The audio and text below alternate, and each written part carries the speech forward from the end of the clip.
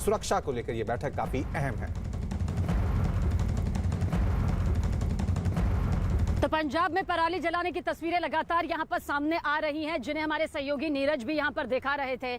जाहिर सी बात है, सियासत होती है, पॉलिटिक्स होती है, यही वजह है कि पराली जलती है और प्रदूषण इसी तरह से साल दर साल फैलता है। हालांकि दावे ये किया जाता है कि भाई हमारी नजर बनी हुई है, हम कोशिश कर रहे हैं, जो कमी है वो दर्ज की जा रही है, लेकिन हकीकत इससे इतर नजर आती है।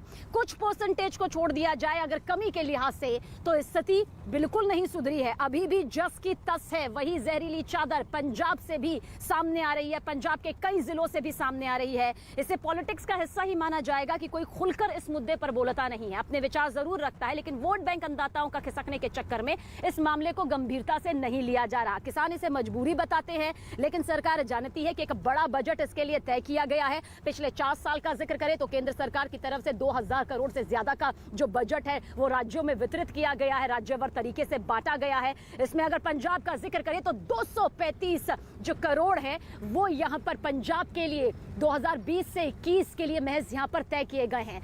आखिर क्यों फिर भी पराली की समस्या जस की तस बनी हुई है, ये तमाम रिएक्शंस भी सामने आते हैं। फतेहाबाद में हमारे साथ कुछ किसान हैं जो गांव के ही हैं। उनकी जमीन, हालांकि उनकी जमीन पे हम लोग मौजूद नहीं है, लेकिन गांव के लोग हैं, उनसे बातचीत करते हैं। क्या सरकार ने जो घोषणाएं की हैं, बजट देती है, क्या उसका फायदा जमीन के स्तर पे मिलता है आप लोग को? आखिर पराली क्यों जलानी पड़ती है आप लोगों को? पराली हमें ये कनक बीजनी है इसलिए जलानी पड़ता है। हाँ जी, हाँ जी। नहीं, आप जिक्र कर रहे थे कि मशीन जो है वो नहीं मिलती इसलिए आपको जलाना पड़ता है। हाँ, मशीन बहुत महंगा है, और 2.5 लाख रुपए का है जो सुपर सीडर है। हाँ, वो ऐसे कौन लेगा ऐसे? तो उससे क्या होता है? मशीन से आप लोग करते क्या है?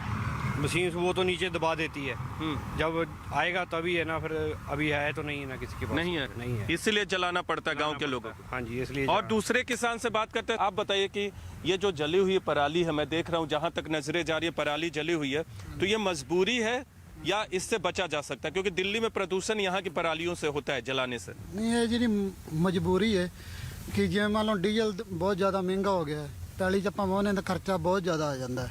इस करके किसान की मजबूरी है, मजबूरी करके ये काम करता है।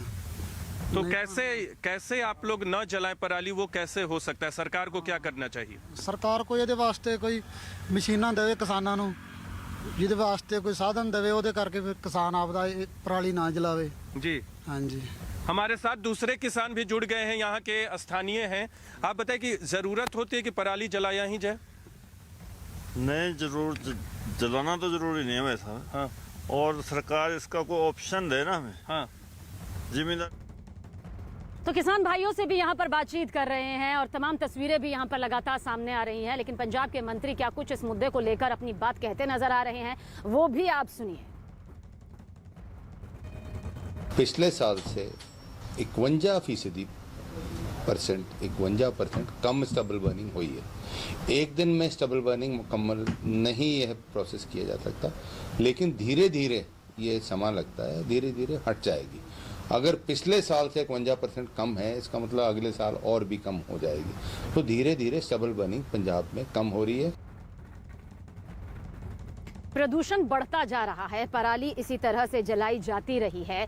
सरकारें लगातार, चाहे पक्ष से हो विपक्ष से हो, इस मुद्दे पर बेहद गंभीरता दिखाने का दावा तो करती हैं, लेकिन उस गंभीरता के जब नतीजे ही सामने नहीं आएंगे तो फिर कैसे माना जाए कि पराली से होने वाली प्रदूषण पर पॉलिटिक्स नहीं हो रही है। चमन हमारे साथ बने हुए हैं। चमन, आपके जरिए भी हर वो तस्वीर हम दर्शकों तक पहुंचा रहे हैं और बता रहे हैं कि आखिर जो ये जहरीली हवा हमारे आसपास इस वक्त मौजूद है, उसका जिम्मेदार आखिर कौन है? क्योंकि कोई जिम्मेदारी लेने को तैयार नहीं है। फिर चाहे वो किसान हो जो पराली जला रहे हैं, चाहे वो सरकार से जुड़े हुए वो पक्ष हो, या फिर उस इलाके से जुड़े हुए जनप्रतिनिधि हो, कोई भी हो, जिम्मेदारी लेने को कोई तैयार नहीं है। बस सब हवाई बातें यहाँ पर करते नजर आते हैं कि हमारा दोष नहीं है, ये मजबूरी है, लेकिन इस मजबूरी का खामियाजा जहरीली हवा है।